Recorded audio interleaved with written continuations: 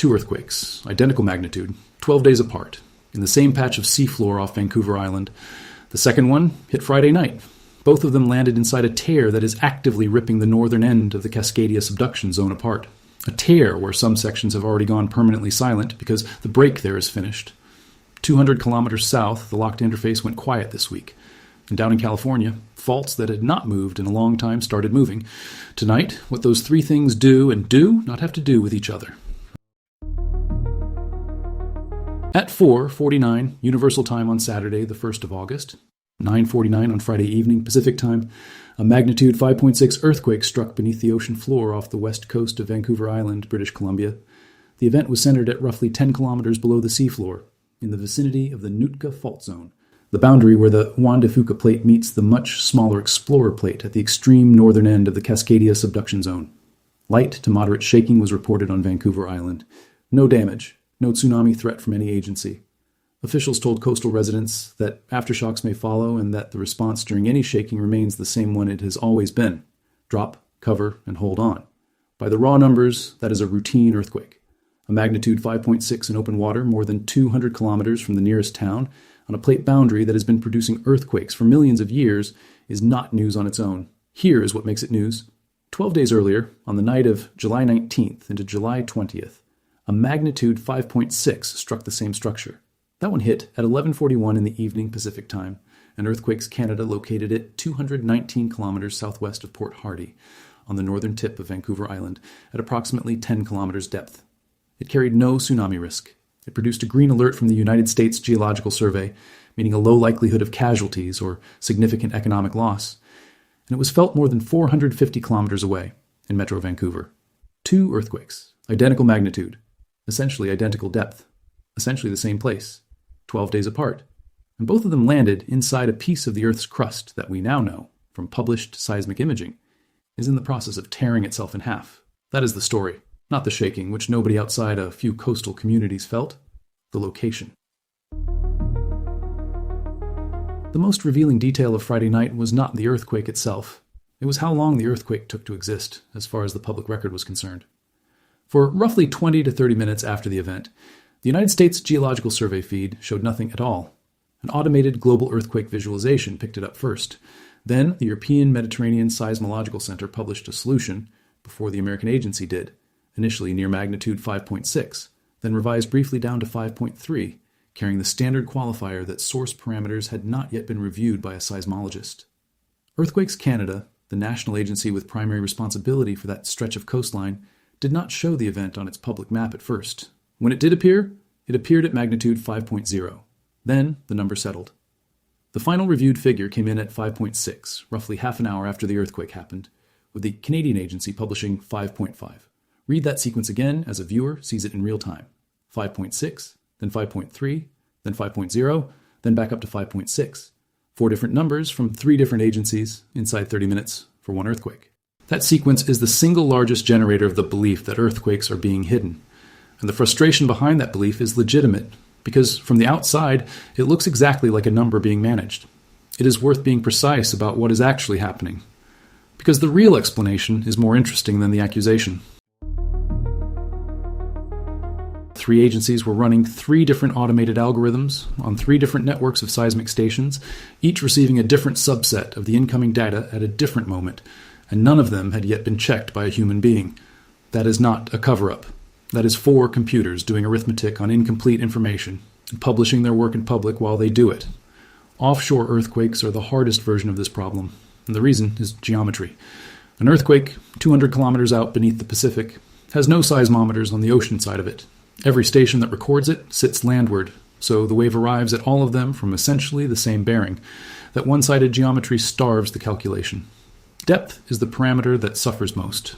For an offshore event, depth frequently is not measured at all but assigned a default value, and 10 kilometers is the classic default. One preliminary solution on this event actually listed 7 kilometers.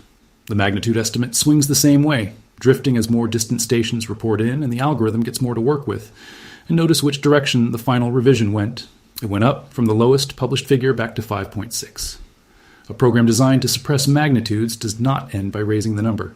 The same walk happened that same night on a Japanese event under a completely different national agency, Different country, different institution, same behavior, because it is the same arithmetic. The energy from that earthquake did something worth sitting with for a moment. It showed up on seismographs the length of the continent. Mount St. Helens registered it clearly. So did Petrolia in Northern California. So did Parkfield in Central California, a station roughly 1,500 kilometers from the epicenter. The trace was even visible as a distinct mark on the regional plot for Yellowstone, most of the way across the interior west. None of that is remarkable in a technical sense. Body waves from a magnitude 5.6 travel through the whole planet and are recorded worldwide as a matter of routine. But the picture it produces is the clearest possible demonstration of something people find genuinely hard to hold in their heads. The west coast of North America is not a collection of separate local hazards that happen to share a shoreline. It is one continuous plate boundary system, and every instrument on it is listening to the same object. There was one oddity on the traces. A small local spike appeared at Petrolia minutes after the main arrival, matching no catalogued event nearby. Unattributed transients on a single station are extremely common. Surf, wind, traffic, an instrument artifact, or microseismicity below the catalog threshold. It is an observation, not a discovery. Officials ruled out tsunami risk within minutes of both of these earthquakes, and that speed tells you something specific about the fault they happened on. A tsunami is not generated by shaking. It is generated by the vertical displacement of a large volume of water. The seafloor has to move up or down. That is exactly what a megathrust earthquake does. One enormous block overrides another and lifts the ocean floor with it, and the water column above has nowhere to go but outward. The Nootka Fault Zone does not work that way. It is a transform boundary, which means the motion across it is dominantly horizontal. The blocks slide past one another. A strike-slip earthquake of this size shoves water sideways, and water does not stack up when you push it sideways. It simply flows around. That is the physical reason a magnitude 5.6 here is a fundamentally different animal from a magnitude 5.6 on the Cascadia megathrust interface 200 kilometers south. Same number on the scale, completely different mechanism, completely different hazard. And that distinction is the whole reason the northern end of Cascadia behaves so strangely. 12 days ago, when the first of these two earthquakes hit, we walked through the seismic imaging published on this exact stretch of seafloor. I am not rebuilding that from scratch. The point tonight is what has changed since, but the structure needs to be in front of you, so here is the short version. The imaging survey found two active tiers in the subducting slab beneath the northern end of Cascadia. One on the Explorer side, one on the Juan de Fuca side. Each tier lines up with a band of earthquakes roughly 35 kilometers long. Seaward of the trench, the profiles show a belt of faulting about 20 kilometers across, with fractures cutting through sediment, through the crust, and down into the upper mantle. The Explorer tear is the more advanced of the two. It shows a sharper vertical offset, a steeper slab geometry, and seismicity forming a near-vertical wall with roughly 5 kilometers of vertical drop across it. That is a step inside a descending plate taller than any mountain on the surface of this planet. The whole tear runs about 75 kilometers. And the Explorer plate itself is coming loose. Geodetic measurements put convergence between the Explorer and North America at around 2 centimeters a year, against more than 4 centimeters a year for the Juan de Fuca right next to it. The small plate is being dragged down at less than half the rate of its neighbor because it is progressively being isolated from the machine that was pulling it. The lead author's own description of what the imaging shows is the line that stuck with most people. This is the first time we have a clear picture of a subduction zone caught in the act of dying. Not shutting down all at once, ripping apart piece by piece, like a train slowly derailing, one car at a time. And on the largest of those faults, his assessment was that the plate is not 100% torn off yet, but it is close. Full detachment is projected on a time scale of about 1 million years, and it would shorten Cascadia by roughly 75 kilometers, about 1/12 of the 900 kilometers of subduction zone that runs from Northern California to Vancouver Island. So nobody is suggesting this finishes on a human schedule. Here is the part of that research that matters most for what just happened, and it inverts an instinct almost everybody has. Some sections of that 75-kilometer tear are seismically active. Other sections of it are quiet, and the interpretation offered for the quiet sections is this. Once rock has fully separated, it no longer sticks. It no longer stores strain, so it no longer releases strain. Silence in those specific segments is not the absence of stress. It is evidence that the break there is already complete. Think about what that does to how you read a seismic map. In most of seismology, quiet is the reassuring color. Here, in this one structure, quiet in a particular place means the tearing in that place is finished. The parts that are still making noise are the parts still holding on. Which brings us to the 2 earthquakes. 12 days ago, that video ended on a question that the research left explicitly open, and I want to state it precisely because it is the spine of everything that follows. A tear in a subducting slab is a discontinuity. Discontinuities are sometimes where ruptures stop. So does a torn slab edge act as a barrier that would prevent a great earthquake from running the full length of the Cascadia margin, making the worst case smaller? Or does a decoupled, freely moving northern block remove a restraint, letting the locked segment to the south load faster and fail harder? The honest answer 12 days ago was that nobody knows. What has changed is that the tear has now spoken twice, at the same magnitude, inside 12 days. And the character of that seismicity, where it clusters, whether it migrates, whether the silent stretches stay silent, is precisely the observable that starts to answer the question. And that is why a routine offshore earthquake is worth 20 minutes of your evening. Before we move down the coast, there's a set of numbers that tells you what to expect from here, and they are unglamorous on purpose. The first is Bath's Law. The largest aftershock of any main shock average is about 1.2 magnitude units below the main shock itself. For a 5.6, that predicts a largest aftershock somewhere around magnitude 4.4. That is why the official guidance was the mild version, aftershocks may follow, rather than anything more pointed. The second is Omori decay. Aftershock rate falls off roughly as the inverse of time since the main shock. The first day produces most of the sequence, then the rate drops steeply without ever reaching zero. As of Saturday afternoon, no new aftershock activity had shown up in public catalogs for this event. The third number is the one people most want to be different than it is. Roughly 1 in 20 moderate earthquakes globally turns out to be a foreshock to something larger. There is no waveform signature, no depth, no aftershock pattern that identifies a foreshock at the time it happens. That identification is only ever made in hindsight, which we covered in detail after the Japan sequence. Both of these 5.6s carried that same small probability. Neither of them carried more of it because they resembled each other. 200 kilometers south of that tear, the Cascadia subduction zone does something completely different, and it was doing it on the same night. Below the locked, brittle, shallow portion of the megathrust, the part that will eventually produce the magnitude 9, there's a transitional zone farther down where the rock is hotter under enormous pressure and saturated with fluid squeezed out of the descending slab. That zone does not lock and snap. It creeps. Every so often it slides slowly over days to weeks, moving a few centimeters. You cannot feel it, but it generates a low-amplitude, long-duration seismic hum called non-volcanic tremor, and the paired phenomenon is known as episodic tremor and slip. It was first characterized on the northern Cascadia margin, published in 2003, and it has been catalogued continuously ever since. On Friday, the monitoring showed roughly 40 tremor epicenters concentrated beneath the Olympic Peninsula and southwestern Washington. 40 is not an elevated count. It is not alarming. What is worth noticing is the week around it. Going back 7 days, there's a scattering of epicenters beneath Northern California and the Oregon Valley around the 25th, and then, from roughly the 27th or 28th onward, almost nothing. 3 to 4 days of near silence on the lower interface, broken by that one Washington cluster. Now, here is the mechanical point that reverses most people's intuition about tremor, and it matters. When the lower portion of the interface slips, it does not relieve stress on the locked zone above it. It transfers stress to it. The slip advances the plate boundary underneath the locked patch, which leaves that patch further behind. More strained, not less. Every one of these slow slip episodes is another increment of load applied to the segment that will eventually fail. So tremor is a stress gauge, not a countdown clock. When it is running, the machine is running, and the load is being applied. When it goes quiet for several days, the locked zone is still locked. Nothing has been released. None of the 326 years of strain accumulated since the January 1700 rupture has gone anywhere. It is simply not receiving fresh increments during that window. Quiet is not safe, and quiet is not dangerous.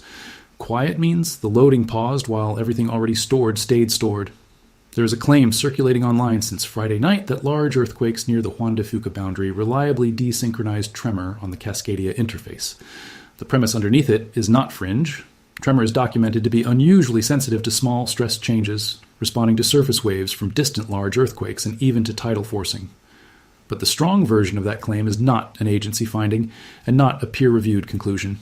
It is an idea worth testing, and it is testable in public over the next 2 weeks. At the same time, all of that was happening at the top of the margin. Activity was picking up at the bottom of it. north of San Francisco. In the Cloverdale area, west of Clear Lake, an earthquake cluster has been building. Roughly 80 events over the preceding 7 days, topped by a magnitude 4.2, about 32 events in the currently active portion, including a magnitude 3.8 shortly after midnight on Saturday, with a 2.8 in the same sequence, and a 1.3 inside the final half hour before this was written. Depths are shallow, on the order of 2 to 3 miles, some shallower than that. Two things about that cluster do not sit comfortably. The first is the magnitude distribution. A 4.2, a 3.8, and a 2.8 in the same sequence is flatter than a standard main shock and aftershock cascade produces. When you get a swarm of comparable-sized events without one clearly dominant shock, you are looking at a different process than simple stress release from a single rupture. The second is the geometry, and this is the genuinely strange part. The events are strung out west to east across the area. The mapped faults there do not run west to east. The Macama Fault runs through the Ukiah area on a roughly north-south trend. The Bartlett Springs Fault runs north-south to the east of it. The Rogers Creek Fault runs north-south to the south. And it is now formally recognized as continuous with the Hayward Fault beneath San Francisco Bay. The swarm is stretched at roughly a right angle to every structure it is sitting among.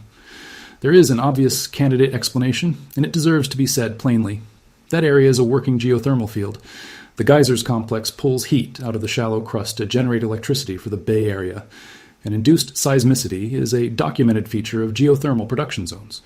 Whether this cluster is production-related, structurally related, or coincidental is unresolved, and no new drilling has been confirmed in the swarm footprint. Further south, two other things moved. On Saturday morning, a magnitude 2.4 and a magnitude 1.4 occurred at the junction, where the Garlock Fault meets the San Andreas, and within the last 30 days, that same junction produced a magnitude 4.1 after an extended stretch of quiet. That intersection is not a place where movement is treated as routine background. And near Desert Hot Springs, a magnitude 3.3 occurred right beside the southernmost locked segment of the San Andreas. The stretch running from around Banning down toward the Salton Sea that did not rupture in the 1857 Fort Tejon earthquake, and has therefore been accumulating strain for longer than the instrumental record has existed. We covered the modeling on that segment in July, when the reconstruction put Southern California fault stress at its highest level in 1,000 years.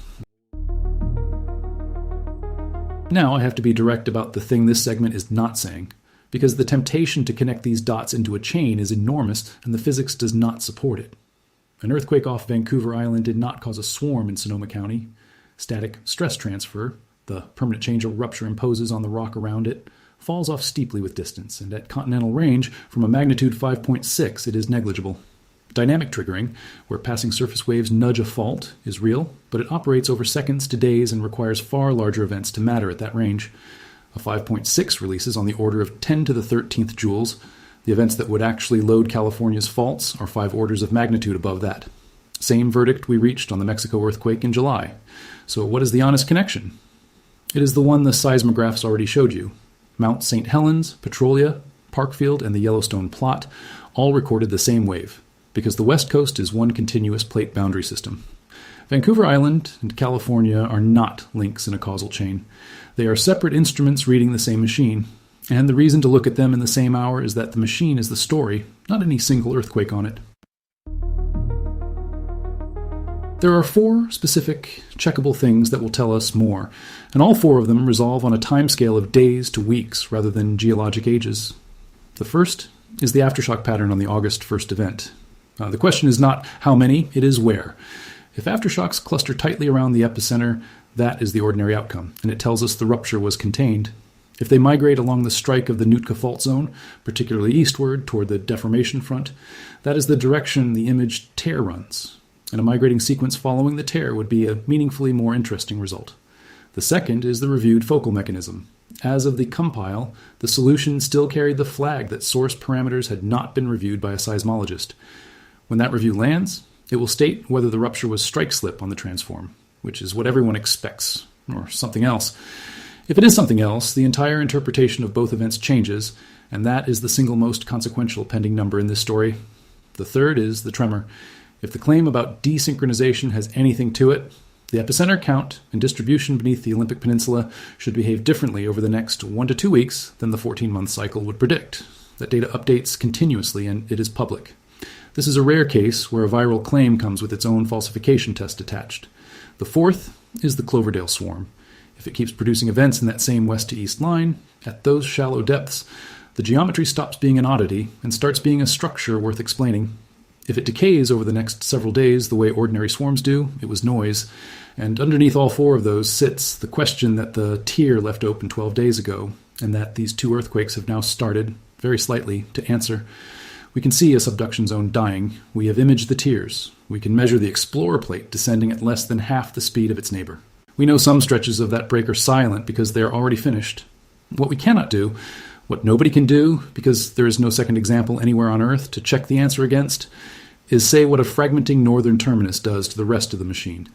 Two identical earthquakes, 12 days apart, arrived inside that structure while the interface 200 kilometers south spent most of the week silent, and the faults at the far end of the margin started making noise. That combination is not a warning, and it is not a countdown. It is data on a system that has never been instrumented like this while it was coming apart. We will be watching the aftershock migration, the focal mechanism, and the tremor count, and we will bring you the numbers as they land.